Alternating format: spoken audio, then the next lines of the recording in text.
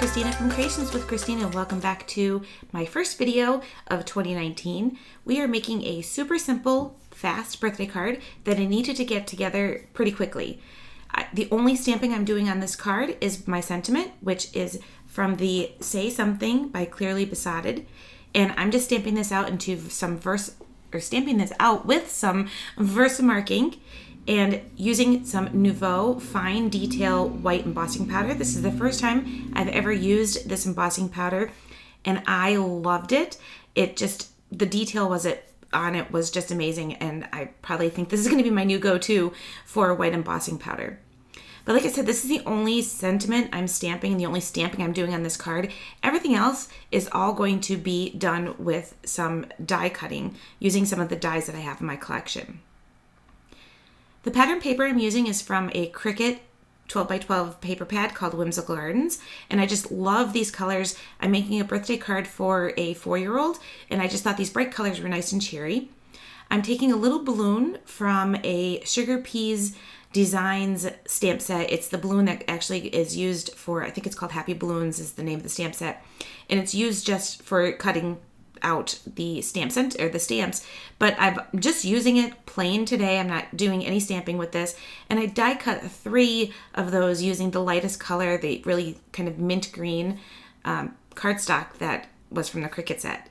I'm using my favorite Simon Says Stamp Rectangle Stitch die, although I didn't really need to make a stitched border because you can't really see it. I'm also die cutting and using some corrugated cardstock that I also had from Cricut.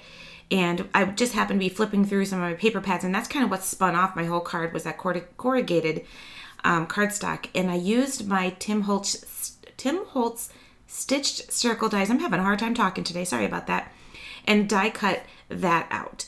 I used my Gemini Junior for that, and I absolutely love that die cutter. It's just amazing, and it's so easy to have right at my desk and kind of run that through. The 3 balloons, I'm just taking some of my May Arts twine and taping it to the back of the balloons so I can make some little strings and tails on my balloons that'll hang down from this little corrugated piece. I'm using some liquid adhesive. The Nuvo Deluxe adhesive is absolutely amazing. I prefer to use liquid adhesive when I'm making cards because I feel like it kind of gives me a little wiggle room and some opportunities to move things around.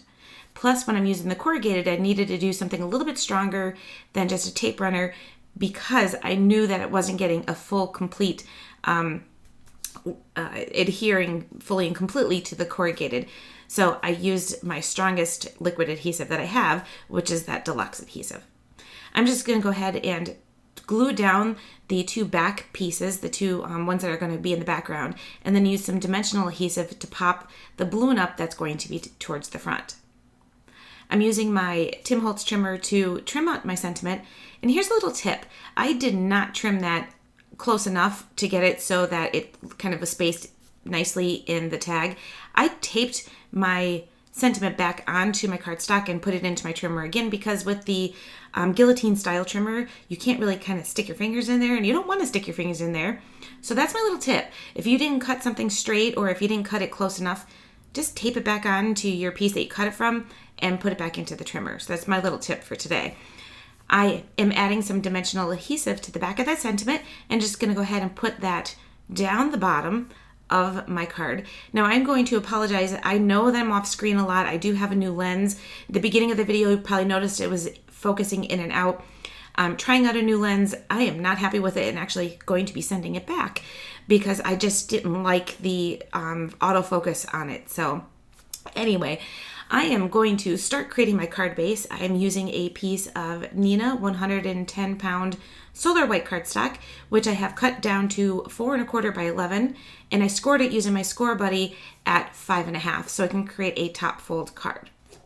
The next thing I want to do is adhere my main focal point of my card to my card base. Again, using the liquid adhesive so that I can go ahead and make sure that I have some wiggle room to make sure that I am straight on my my card base.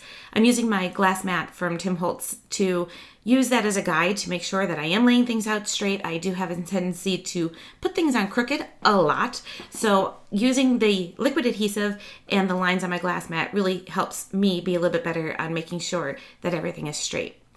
I cut the twine off at the bottom where my balloons kind of went underneath my sentiment. And I'm just kind of going through all those enamel dots that I have quite a bit of and looking through just to find color that I might like, and I ended up going with the Sprinkles Bubblegum by Doodlebugs and used Doodlebug Designs and used that to create a little more dimension to my card. I wasn't totally sure what shade of this pink color I wanted to use, if I wanted to go with the darker color or the medium color, so you'll see me adding a couple of those here and there until I kind of decide that I really liked the lighter color the best. So I am going to add a couple of these to my card base, and we're going to call this card done. I hope you guys enjoyed today's video.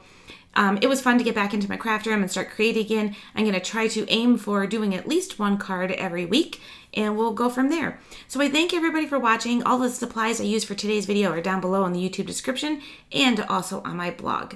All right, everybody, thanks for watching, and I'll see you next time.